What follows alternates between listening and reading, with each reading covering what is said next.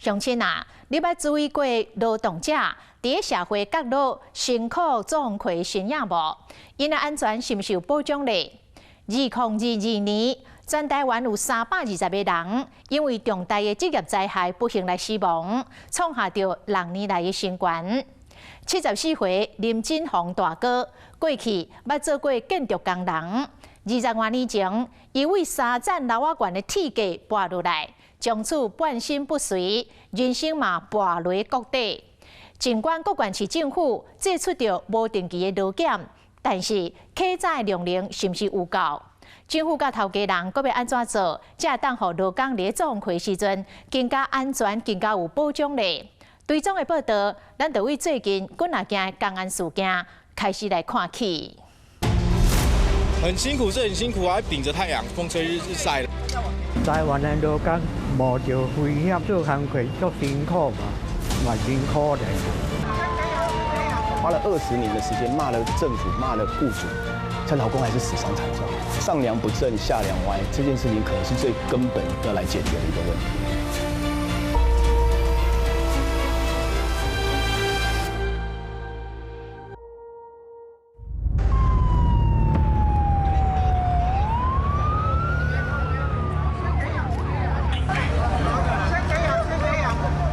庆警官消防队员全副武装救援任务是肝憋憋。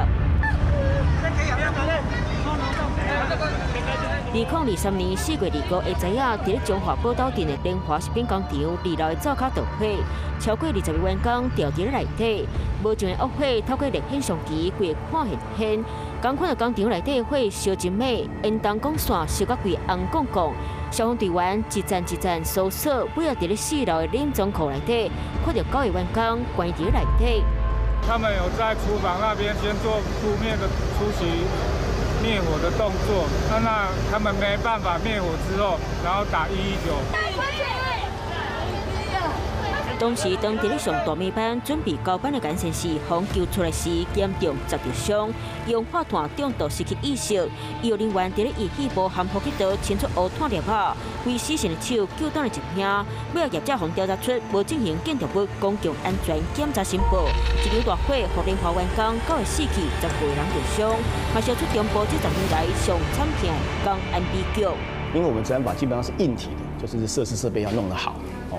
软体的教育训练其实是非常不好。真的火灾一发生的时候，他们还是跑错地方。这个是这20年来我们一直看到国家在这个制度上的软体的建设上没有让雇主负起责任。我觉得这个地方是应该要根本的来讨论。镜头来到200公里外，菜伫咧淡水河边，新北市五股区观音溪桥，桥面潭倒，场面是真惊吓。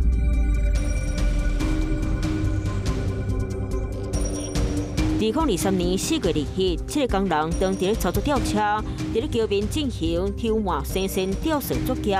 施工过程内底，桥向断去，互3个施工人员受到轻伤。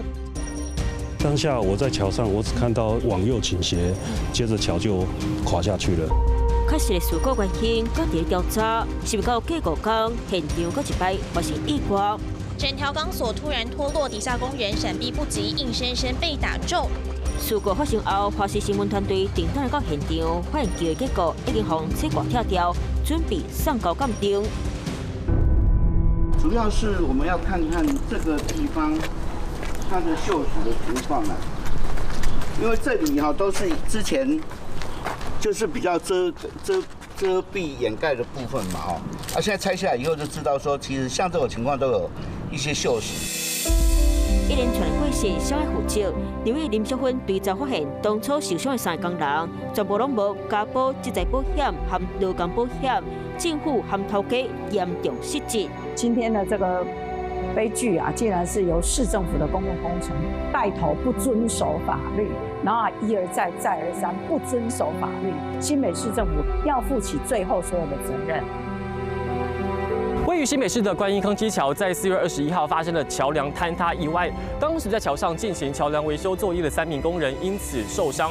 根据劳动部的统计，2021年全台总共有13448人次的劳工因职灾造成失能或是受到伤害，其中又是以制造业为最大宗，总共有5705人次。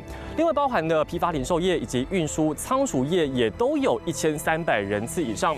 从今年数据进一步分析，我们发现了全台平均每年都有1万人次以上的劳工受到职业灾害。我们不禁想问，台湾的劳动者们工作时真的安全吗？车辆正在路边施工，但3名工人突然触电倒地。工地里吊车才刚刚把钢梁给吊起来，没想到下一秒意外发生。台湾的这个职业安全卫生的防护网，真的没有考虑到我们劳工的尊严跟我们的生命。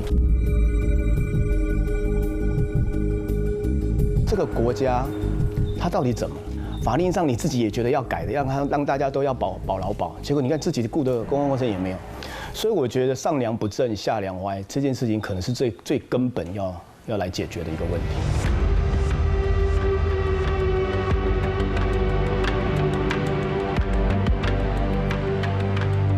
我叫林振宏，我伫美国83年，伫个英国来面诊的，对3老搬来，变做我脊椎严重的损伤半身不遂。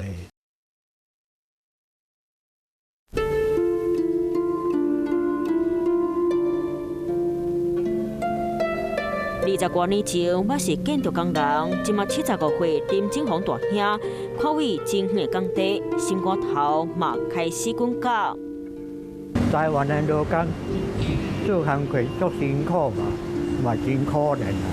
为着生活爱冒着危险的工作去做工课。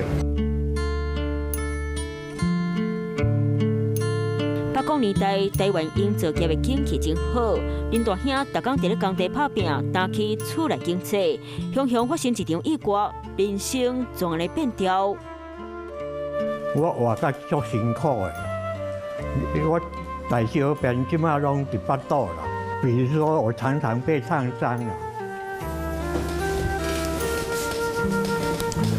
这些是最近的一个烫伤的伤口了。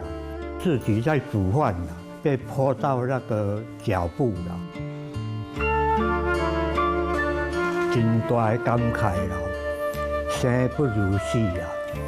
当时我死去的时阵，我的某囝嘛袂烦恼啦。我即摆还咧活，结果我的某囝拢总离开啊啦。我即摆变独居老人。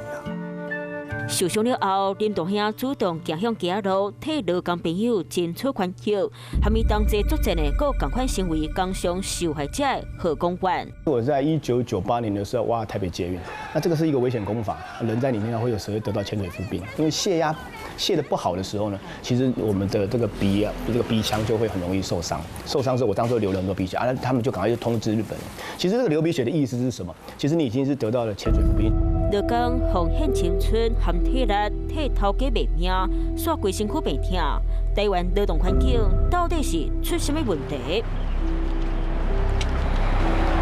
你好，你好，我这边新北市劳检处哈，今天要做劳动检查。中昼日头赤炎炎，新北市劳动检查处检查员魏胜典去帮桥一个建筑工地突击检查。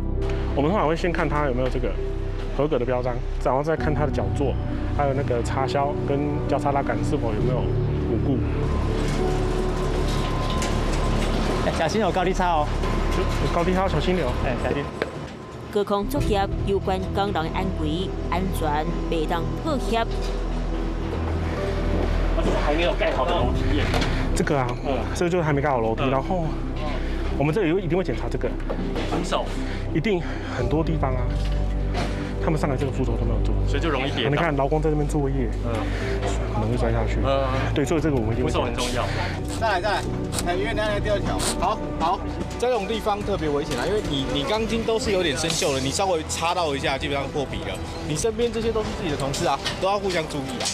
营建业的劳工不止辛苦，工作环境相对危险，因此对于安全的要求也特别的高。像是我们可以看到呢，这个通风管道的上方就有加装防护网，避免工人不小心跌落。另外呢，像是现场这些钢筋的尖端也必须要做弯曲，工人才不会因为不小心坠落而刺伤。像这些也都是劳动检查的重要项目之一。 2020年，全台湾拢总320位人因为重大职灾死亡，平均每1.14天导致劳工职灾过身，其中以营造工程业上多，拢总150来人比例约5成。为死亡的原因分析，超过3成算是栽落去，或者是连落去。风险较悬的建筑工地，嘛正做劳动检查的主要目标。 我们除了自主检查之外呢，我们也希望劳检来帮忙。那如果有劳检单位来的话，可以再看到我们看不见的缺失来做改善。工程的所有组成分子，像业主、承揽商、劳工，还有我们政府机关，如果能善尽自己的职责，我们直接灾害就能把灾害降到最低。 随机劳动检查替劳工安全监督。2021年，全台湾敢若1000位劳动检查员，针对全台湾事业单位，拢总发动12万次的稽查，这稽查量敢有够？台湾有100万的事业单位，要6年才会轮到一次，它的财罚率有10%以下。你觉得这样的一个制造业的雇主，他会怕吗？ 检查，他当然是没办法全面涵盖，所以我们在检查这规划，我们是有一个策略。高风险的话，我们一般来讲的话，就石化业、营造业就是我们的高风险，风险高的一定是加强检查。依照现主事法规，头家若违反治安法，无提供必要的安全卫生措施，相关敢若罚30万。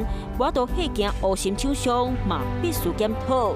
如果它是一定规模以上的话，就以它的营业额来算。 可能只要10%、30%，让他马上就怕。可我们发现说，我们花了20年的时间，骂了政府，骂了雇主，这劳工还是死伤惨重。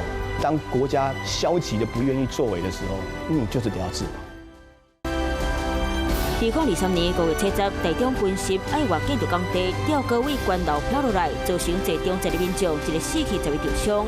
每日调查出业者刑负法早到真侪摆公安违规记录，要如何监督追究责任，打造可安全的劳动环境，守护劳工和社会大众有关每一条宝贵的性命。